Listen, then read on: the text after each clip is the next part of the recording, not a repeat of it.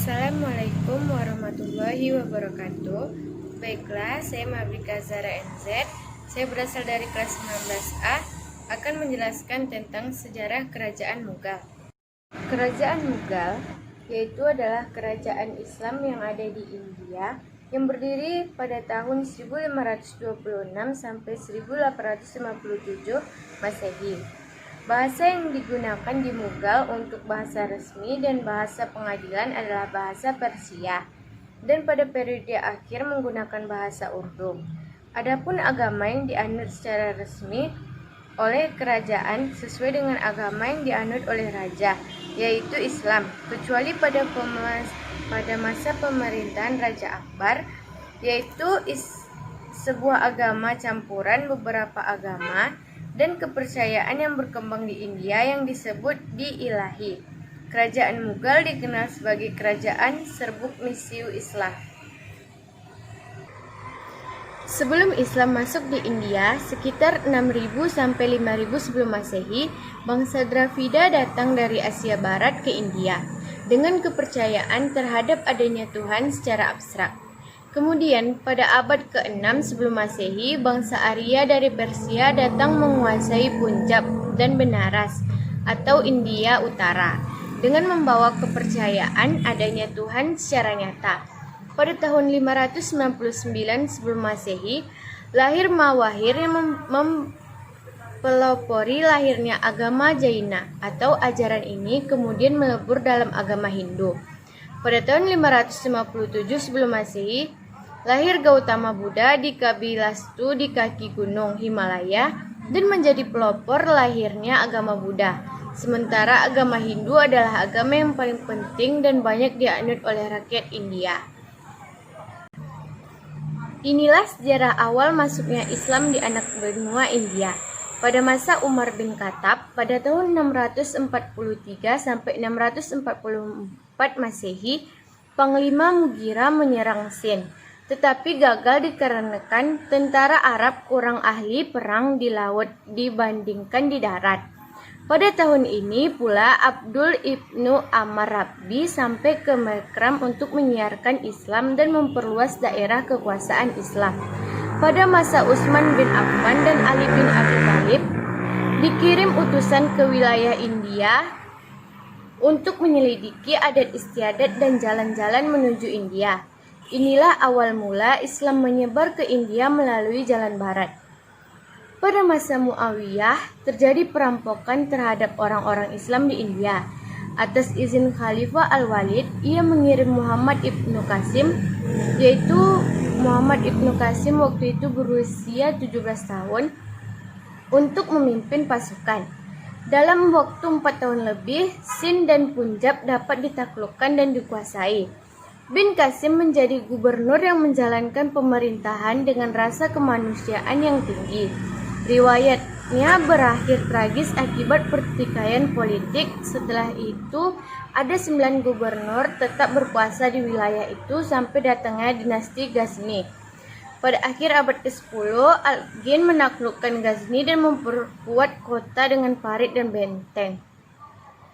Raja-raja di Kerajaan Mughal. Yang pertama, Zahiruddin Muhammad Babur. Tahun 1523, Babur berhasil menguasai Punjab dengan ibu kota Lahore, terus menuju Delhi. Dari Lahore terus bergerak ke selatan hingga mencapai Panipat. Disinilah ia bertemu dengan pasukan Ibrahim, tepatnya 21 April 1526. Terjadi pertempuran Panipat I. Pasukan Babur berhasil mengalahkan 40.000 orang tentara Ibrahim dan Ibrahim Lodi terbunuh. Dengan demikian, Babur berhasil menguasai Delhi dan Agra dan memproklamasikan diri sebagai penguasa India. Dan berdirilah dinasti Mughal. Zahiruddin Muhammad Babur terkenal karena gagah perkasa. Sejak masa remaja, kekaguman orang-orang akan kegagahan dan keberaniannya. Raja pertama sekaligus pendiri Kerajaan Mughal, masa kepemimpinannya digunakan untuk membangun fondasi pemerintahan. Awal kepemimpinannya, Babur masih menghadapi ancaman pihak-pihak musuh, utamanya dari kalangan Hindu yang tidak menyukai berdirinya kerajaan Mughal. Orang-orang Hindu segera menyusun kekuatan gabungan, namun Babur berhasil mengalahkan mereka dalam suatu pertempuran.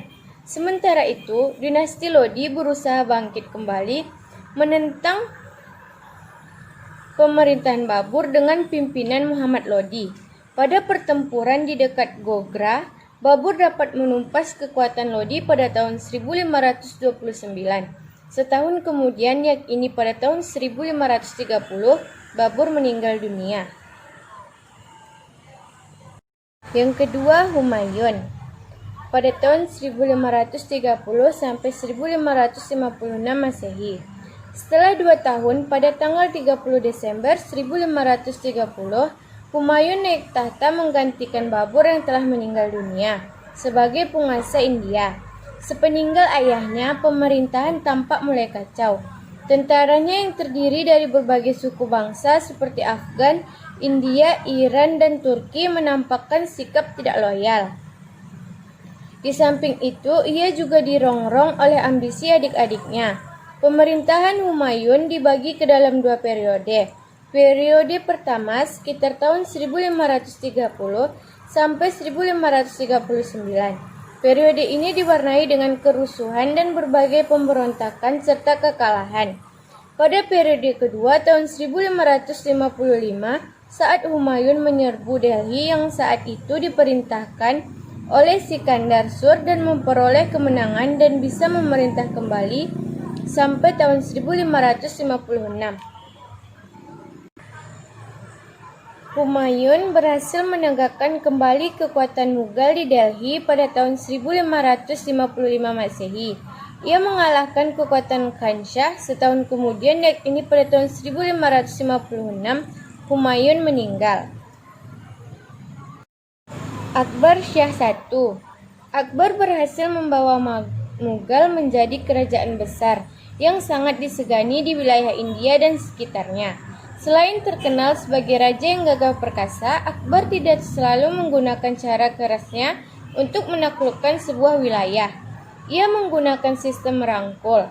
Apabila seseorang maharaja telah dapat dikalahkan dan mengaku tunduk, dihilangkannya rasa permusuhan dan dijadikannya mereka sahabat, dikembalikan lagi kekuasaannya. Maharaja-maharaja Ambar, Marwar, dan Bikaner akhirnya tunduk kepada Akbar dan menjadi bagian dari imperium kerajaan Mughal.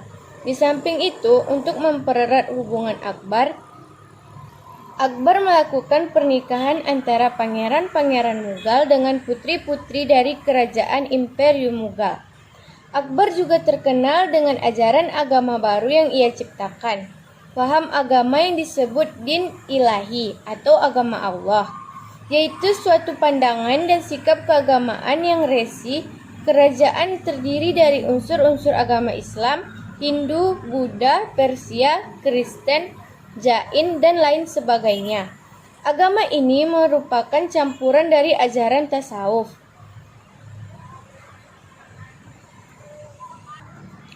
Keberhasilan ekspansi militer Akbar menandai berdirinya Mughal sebagai sebuah kerajaan besar. 2 gerbang India, yakni kota Kabul sebagai gerbang ke arah Turkistan dan kota Kandahar sebagai gerbang ke arah Persia, dikuasainya oleh pemerintahan Mughal. Menurut Abu Su'ud, dengan keberhasilan ini Akbar bermaksud ingin mendirikan negara bangsa nasional. Maka kebijakan yang dijalankannya tidak begitu menonjolkan spirit Islam, tetapi bagaimana mempersatukan berbagai etnis yang membangun dinastinya. Keberhasilan Akbar mengawali masa kemajuan Mughal di India. Jahangir masa periodenya 1605 sampai 1628 Masehi. Setelah Sultan Akbar wafat, Salim putranya kemudian naik tahta dengan gelar Nur al-Din Muhammad Jahangir Ghazi. Pada masa pemerintahan Jahangir, semua paham keagamaan yang diciptakan ayahnya dihapuskan dan kembali kepada aturan-aturan Islam yang murni. Pada 7 November 1627, Sultan Jahangir meninggal dunia dan kekuasaannya dikendalikan oleh Shah Jahan. Kepemimpinan Jahangir yang didukung oleh kekuatan militer yang besar, semua kekuatan musuh dan gerakan pemberontakan berhasil dipadamkan, sehingga seluruh rakyat hidup dengan aman dan damai. Pada masa kepemimpinannya, Jahangir berhasil mendudukkan Bengala, yaitu pada tahun 1612 Masehi, Mewar pada tahun 1614 Masehi di Kangra. Usaha-usaha pengamanan wilayah serta penaklukan yang ia lakukan mempertegas kenegarawan yang diwarisi dari ayahnya, yaitu Akbar. Shah Jahan, masa periode 1628 sampai 1658. Pada masa pemerintahannya, Shah Jahan harus menghadapi beberapa pemberontakan. Salah satunya pemberontakan Khan Jahan Lodi, Gubernur Deccan. Pemberontakan ini dapat dipadamkan. Lodi terbunuh di Banda Uttar Pradesh tahun 1429. Hampir semua dapat dipadamkan dan ditundukkan oleh Shah Jahan. Shah Jahan adalah raja yang sangat cerdas dalam bidang arsitektur, berhasil menggabungkan keagungan arsitektur gaya Utsmani dan gaya Safawi.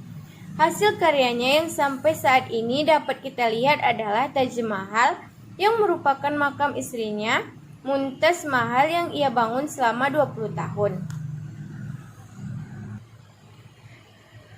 Shah Jahan tampil menggantikan Jahangir. Bibit-bibit disintegrasi mulai tumbuh pada pemerintahannya. Hal ini sekaligus menjadi ujian terhadap politik toleransi Mughal. Dalam masa pemerintahannya terjadi 2 kali pemberontakan.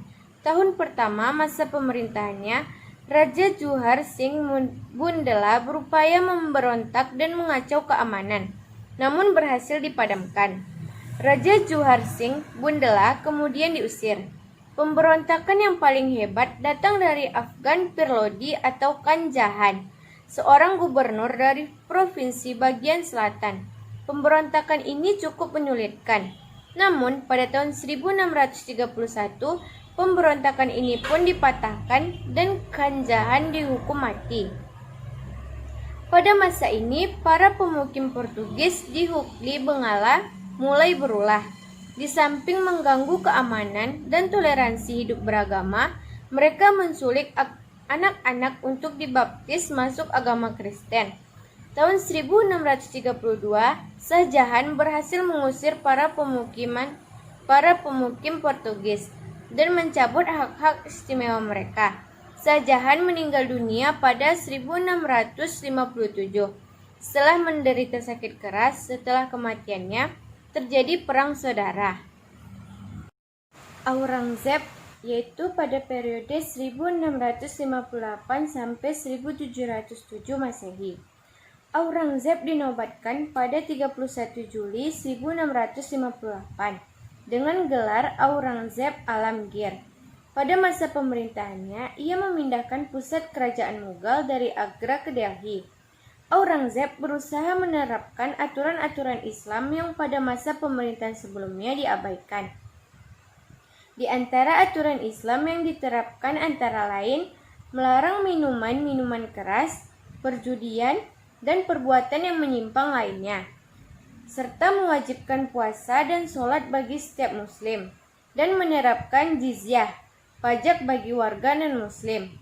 Di samping itu, ia juga melarang banyak praktek agama Hindu, menghancurkan semua kuil Hindu, mencopot orang-orang Hindu dari posisi pemerintahan. Raja-raja pengganti Aurangzeb merupakan penguasa yang lemah sehingga tidak mampu mengatasi kemerosotan politik dalam negeri.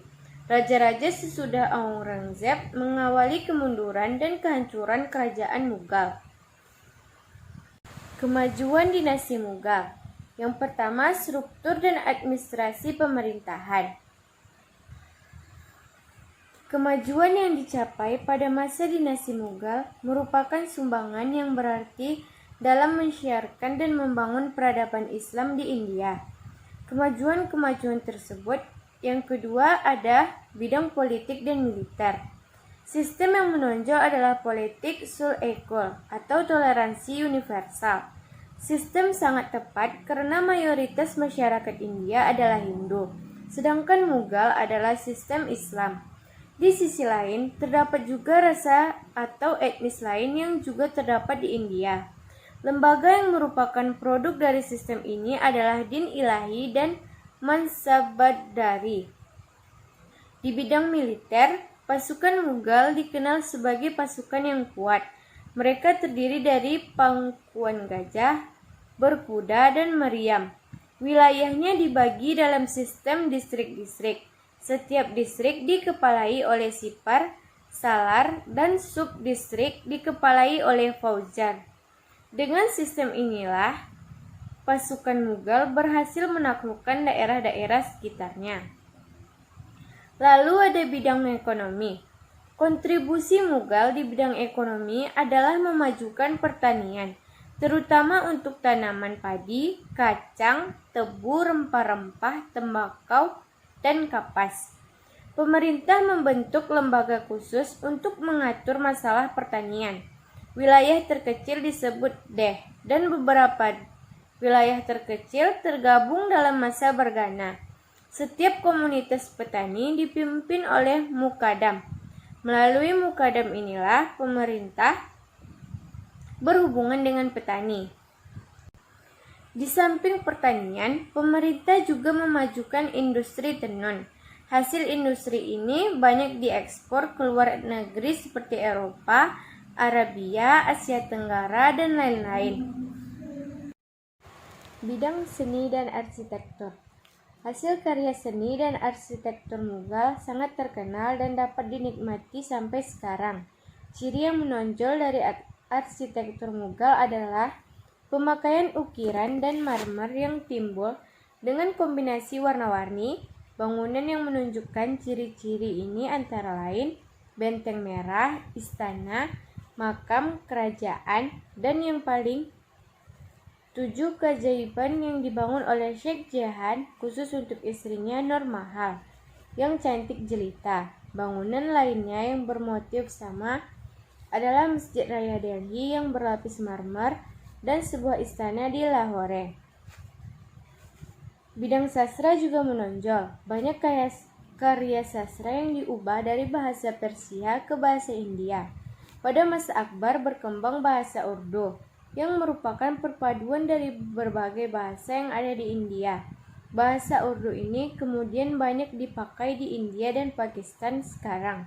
Sastrawan Mughal yang terkenal adalah Malik Muhammad Jayasi dengan karya monumental Padmavat, sebuah karya alegoris yang mengandung kebajikan jiwa manusia. Sastrawan lain adalah Abu Fadil yang juga sejarawan. Karyanya berjudul Akbar, Nama, dan Ain-e-Akbari yang mengupas sejarah Mughal berdasarkan figur pimpinannya. Periode kekuasaan di era kemunduran dan kehancuran.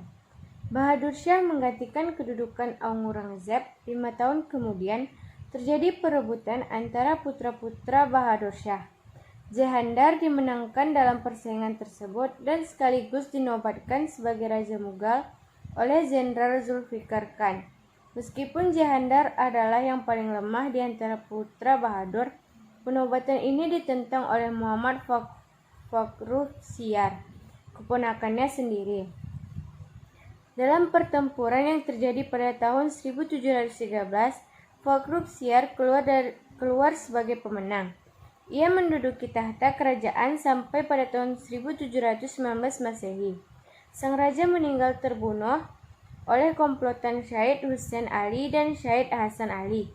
Keduanya kemudian mengangkat Muhammad Shah pada tahun 1719 sampai 1748. Ia kemudian dipecat dan diusir oleh suku Ashifar di bawah pimpinan Nazir Shah.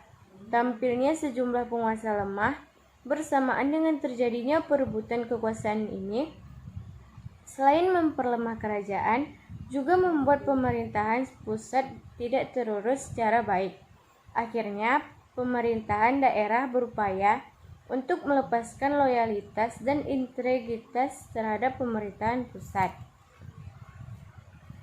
Kelemahan Mughal menjadi sebab makin leluasanya Inggris memperluas wilayah jajahan. Pada masa pemerintahan Akbar II, terjadi konsesi antara Mughal dan EIC. Inggris bebas mengembangkan usahanya dan sebagai imbalannya, Inggris memberikan jaminan kehidupan raja dan keluarga istana.